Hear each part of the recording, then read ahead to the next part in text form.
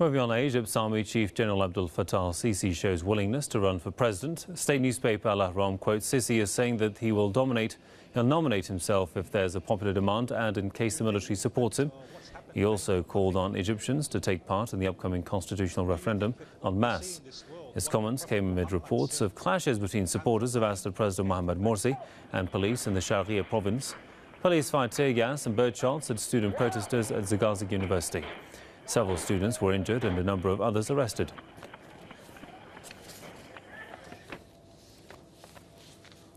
Let's go to Detroit and talk to Abiyomi Azikiwe, editor of Pan-African Newswire. Welcome, sir. Mr. Azikiwe, just how serious are Sisi's ambitions, and does he resonate with the people to be able to make it to office? I think they're very serious. And when you say the people, I think the question is which people? Which sectors of Egyptian society would be supportive of General al-Sisi seeking the presidency? This is an issue that goes back for several months. The Tamarad movement, the so-called rebel movement, which has accepted credit for mobilizing the people in the demonstrations leading up to the military coup on July 3rd, has already floated the idea several months ago that General al-Sisi should seek the presidency under this new revised draft and amended constitution, which will be foisted upon the Egyptian people to vote on January 14th and 15th. There's a history of military involvement in politics in Egypt going all the way back to 1952 with the officers' coup led by Nasser and Naguib, and of course with the split with the Muslim Brotherhood in 1954.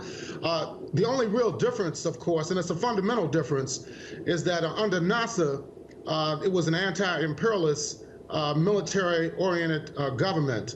After the break with relations with the Soviet Union in the mid-1970s, and Anwar Sadat, his allegiance with the United States, of course, the army in Egypt has an orientation towards the West at this point. So this would be a continuation of the same process that had prevailed under Mubarak for 3 decades. And I think it's a danger to the anti-militarist forces inside of Egypt itself.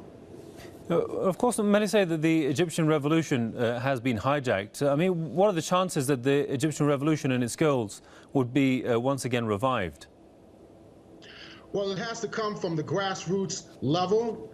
A lot of the people who did initially support the coup d'etat, for example, the April 6th youth movement, and there are others as well within the National Salvation Front, have now taken a position in opposition to this Committee of 50, which drafted this amended constitution. There's growing demonstrations that are taking place on the campuses, and the level of repression right now in Egypt is not sustainable from the standpoint that they're going to be able to minimize the opposition to military rule inside the country. So I think this will fuel even more opposition among the youth, among the workers, and among the public intellectuals inside of Egypt itself when and if al-Sisi decides to throw his hat in the ring and become a presidential candidate to take over the state of Egypt.